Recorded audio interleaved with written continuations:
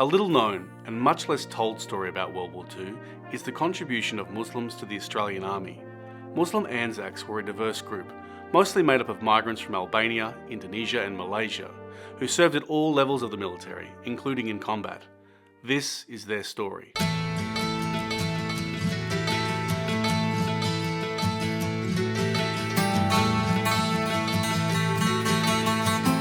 From 1921 until 1939, hundreds of Albanian men entered Australia to work as labourers, especially in rural areas. These men were mostly Muslim and almost all were from villages near the city of Korça in southern Albania. These men were participating in a cultural tradition of temporary migration called kurbet. In Albanian terms, kurbet means that you go from your own country to another country to work, learn, and bring back that knowledge back to your own home. It was never to stay. The distance between Europe and Australia and Mussolini's annexation of Albania in 1939 meant most of the migrants were unable to return. So with the outbreak of the war, more than 20 Albanian Muslim men enlisted in the army. Men like Muharrem Ali and Leva Jamali. Like many Albanian men, Muharrem arrived in Australia as a teenager and settled in Victoria. At the outbreak of the war, Muharrem sought naturalisation as a British subject and he enlisted in early 1941, being attached to the 2nd 21st Infantry Battalion, or Gull Force. Around the same time, another, younger Albanian man from a village not too far away from Muharrem's was working on a dairy farm when he decided to enlist. His name was Leva Jamali. He worked everywhere, but last he worked at a dairy farm. And he's milking cows by hand that time. And he worked very hard. He's been a hard work person. And he said, you have to pay a little bit more because I work very hard to the owner. And he said, no, because you're under the age, I can't pay you more. And he did get very upset, straight to Melbourne and put his name. But he's been under the age, but he lied and he put himself 1 year older. On the other side of the country, many other Muslim men from mostly Malay and Indonesian backgrounds were also navigating life under the White Australia policy. In early March, the lugger fleets, manned by their crews of Malays, Kopangers, Aborigines, Chinese and an occasional European, speed out to start the year's fishing. When you look at the experiences of a whole lot of those pearling workers, that they're often through White Australian eyes, they're seen as kind of, they're just workers and so on. But in fact, these are people who are already really highly motivated. They're kind of adventurers. So you think about going out from your island, going to Australia to work in a relatively dangerous industry. These are people who already have a strong sense of what they want to do and I guess a hard work ethic. At the outbreak of World War II, and with a rising Japanese threat to their north, most of the Malay and Indonesian pearl divers were evacuated south and recruited into home defence units. Several of these men, like Samsudin bin Khattab and Abu Qasim bin Marra, were later recruited into Special Operations Australia for service behind enemy lines. Early in the history of SOA or Z Special Unit operations, there are a lot of extremely unsuccessful, even disastrous operations where men were killed because, it's not surprising really. They were going into Timor or they were going into wherever else, not speaking the local language, not looking at all like the locals, looking very white. It's going to be very difficult for you to sort of, infiltrate local populations and gain the kind of intelligence that you need. So they realised that they actually needed to get locals, people who looked local, people who looked Asian or who looked Pacific, people who spoke local languages into Z Special Unit. So they recruited Malay pearl divers. They could go into Borneo and look like locals in a way that these, big lumbering white guys simply couldn't do. And I think there's a huge sort of irony in here that this was the time of the White Australia policy, and yet these people were being recruited into what was in effect a highly elite Australian military unit and expected there to perform extremely brave and daring tasks, which indeed they did with great success. He was a Malay from Malaya. He came to the Broome area sometime in the, I think, early to mid-1930s as a pearl diver. Then in 1944, he was actually recruited to Z Special Unit, Special Operations Australia. And I'm pretty sure that he was recruited to Special Operations Australia specifically to take part in Operation Simut.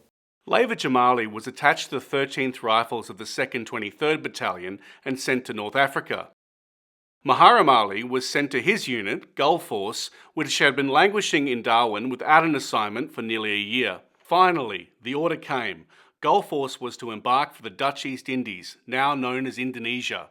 Gulf Force was sent to Ambon the 9th of December 1941 to reinforce the Dutch forces that were already on the island. Laver Jamali's time in the Middle East was short-lived, as the fall of Singapore led Prime Minister John Curtin to withdraw Australian troops from North Africa and Europe and reassign them to the Pacific to stop the Japanese advance. It was into this storm that young Rem Ali was now sailing.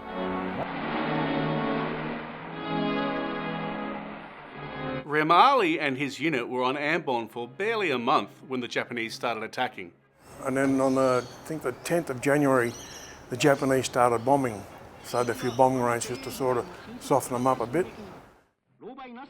The men of Gulf Force would spend the next 3 years in brutal conditions in POW camps. Rem Ali remained on Ambon in the Tantui camp. By the end of the war, 77% of the men had died, the second highest mortality rate for Australian soldiers in the POW camp in the Second World War, second only to Sandakan. At first it wasn't too bad. They had a relative freedom of movement, which they enjoyed. But then after a while things started to change. They were forced to do work parties. The food rations were cut and there was no medical assistance whatsoever. My dad said if they had medical supplies at the start, another 300 of them would have survived easily. While Rem Ali languished in captivity, Laver Jamali was about to face his own encounter with the Japanese in Papua New Guinea. You were always wet. You were never, ever, ever dry. And he goes, it would rain that if you didn't hold something over your head, you would drown. There was that much water coming down on top of you, and you just sat there, and you couldn't do anything about it. He goes, and the leeches and stuff would be at you. You'd get foot rot, stuff like that. You couldn't go anywhere. You just had to sit there and wear it. Laver was sent to the front line and the fierce fighting at Wario. At this time, Australian troops had stopped the Japanese advance at Kokoda and were now advancing against their enemy. He goes, I couldn't believe, like really big, strong men would fall apart. He goes, it'd be night time, in the heat of battle, bullets flying around, explosions and stuff, and you'd have people just breaking down, crying for their mothers, screaming, stuff like that. He goes, and I used to run forward. He goes, and lobbing hand grenades and saying, "Give me more grenades, give me more grenades," because to him he was enjoying it to a degree. And he goes, an old sergeant pulled me up one day and said, "My boy, one day you'll feel this." And he goes, he was right. Later on in life, like Anzac Day, he would get very emotional. Laver's time at the front line was brought to an end by both the Japanese and the jungle. First, he was wounded in action by a Japanese grenade. He said when he got wounded, the way he mentioned it, a grenade landed near him. I think he was injured in the leg or something, I think. Then shortly after, he contracted malaria. Like he was obviously very sick, and he did mention, the doctor said when he saw him, he said, you should be dead. He couldn't believe that he actually survived it. He reckons my temperature, it was 100, well over 100 sort of thing, He was huge. Meskipun pada pagi itu hujan turun lebat sekali. As Laver Jamali was evacuated back to Australia, Samsuddin bin Khattab and Abu Qasim were entering a new theatre of war in special forces behind enemy lines in Borneo. The Japanese had invaded Borneo in late 1941, early 1942, and by 1944 the Allies were making plans to invade Borneo in turn and retake it from the Japanese. And it was specifically the Australians who were going to lead this invasion. So they were planning for the invasion to take place, the first landings to take place in June 1945. So in 1944, they began planning for special operations parties to go into Borneo in advance of the invasion. They knew nothing about Borneo. They had almost no information about it at all.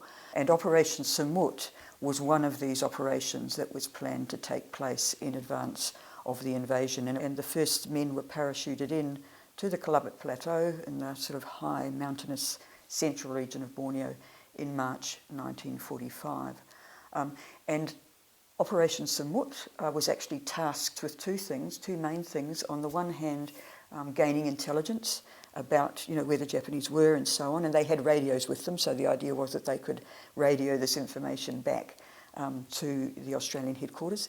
But they were also tasked with recruiting the indigenous or the local people, especially the indigenous Dayak people, to join the operation and to form guerrilla armies that would then fight the Japanese. Semut 3 broke off from Semut 2 and crossed the Dulit Range to reach the headwaters of the Rajang River.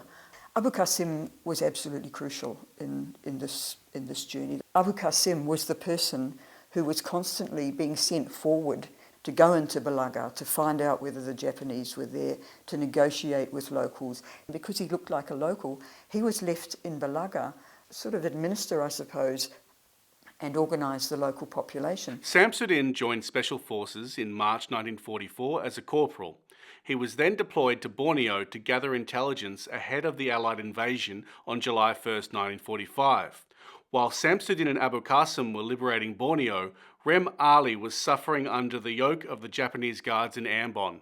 They were forced to carry bombs, unload the Japanese supply ships. They were forced to carry 250-pound bombs from the ship up into a bomb dump just up in the hills a little bit. Just really hard work, day in, day out, with virtually no food. You might get half a cup of rice a day, half a cup of rice a day. That was about all. One soldier who survived the war, Ted Winnell, later wrote of his memories of Rem during this time. My father knew Rem Ali. He was on a work party with him one day, and this is what my dad wrote his memoirs. Rem Ali was an Albanian serving in the Australian Army. He had a very deep voice and a very deep, jovial laugh. He was built as strong looking as a Clydesdale. His massive arms and legs gave the impression that he once may have been a weightlifter. We're working in a long tunnel. The only illumination was a candlelight. The candles were big chunks of wax that I think were beeswax. As the day went on, the lights in the tunnel became dimmer. Rem had a big frame to fill and was doing his best to supplement his diet by eating the candles. Eventually a Jap caught up with him, passed out a few hits on the face. Whenever he could, he often ate handfuls of raw rice. Sadly, Rem Ali did not survive the conditions of Tantui. He died of beriberi disease caused by starvation on the 30th of April 1945, just 4 months before liberation. His comrades buried him on Ambon.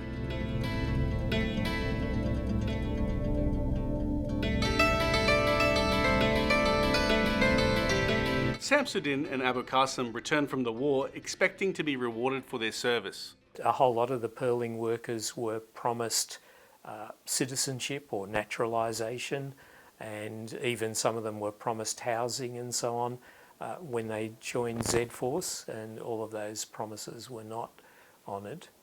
Abu Qasim, my understanding is, came back from Borneo very late 1945. He went back to the Perth area. I think he tried to get naturalised and was one of the people who wasn't able to get naturalised. My understanding again is he came back from the war ill. I've heard that he came back from the war and was very quickly diagnosed with leukemia, and in fact died in 1949. He was buried in an unmarked grave. His contribution was never recognised. We know that he left children behind in the Broome area. When Samsudin applied for naturalisation, it was realised that he was still indentured to the pearling industry and he was forced to return to Broome. With his experience of unions from his time in Melbourne and with the support of the Indonesian freedom movement, he campaigned for better working conditions. He'd been able to basically unionise and to mobilise a whole lot of the workers in the industry. Attempts by Samsudin, Abu Qasim and others to gain naturalisation faced an immigration regime that was bent on maintaining a white Australia. The 1940s is also the period when Caldwell was the Minister for Immigration, and he's really keen to just basically get everybody who's not white out of the country. Despite repeated interventions from his friends and appeals to the government for his war service, Samsudin was deported from Australia in 1948 and is believed to have died in Singapore 2 years later. For Laver Jamali, who survived the war, going back to his normal life was straightforward, but forgetting about the war was hard, and he stayed away from commemorations. For whatever reason that he couldn't do the ceremony, but he was definitely a returned serviceman and he was definitely a proud ex-Australian soldier, absolutely. When he passed away in 1991, Laver Jamali was one of the first, if not the first, returned servicemen to be buried in a Muslim grave. Unlike other Muslim soldiers who died in battle and were buried, sometimes with no emblem on their grave, or a cross, as with Rem Ali, Laver Jamali's headstone bears the Crescent of Islam. They notified us because he died at the Repat Hospital, and we got a letter from the department saying, as a returned soldier, we'd like to erect his grave and give him a proper military service. And there was a form there to fill in with name and whatever inscriptions that you want on the plate and stuff. And then there was the religious symbol, and it had the crucifix and the Star of David. And I thought, well, he wasn't a particularly good example of one, but he was a Muslim nevertheless. So I wrote him back and said, listen, thank you very much, but Dad was indeed a Muslim, and so thank you, but we'll just erect our own grave. And we got a prompt response saying, we apologise profusely, we didn't know, as this is the first time we will have ever buried a Muslim. Just give us a bit of time to research this and we'll get back to you. And they went away and they did their research and came back with a proper formatted Star and Crescent. And Albanian people, they appreciate very, very much, because he's been in a war and he fight for this country, and really they've been proud, like Albanian, what he done. Yeah, no, I can respect too, Papa. They respect him. They respect him. I remember telling people that Dad fought for Australia, and they were shocked. They couldn't believe that an Albanian. Well, wasn't he? Oh, no, he definitely was for Australia, and that was always a point of shock for people when I tell that story.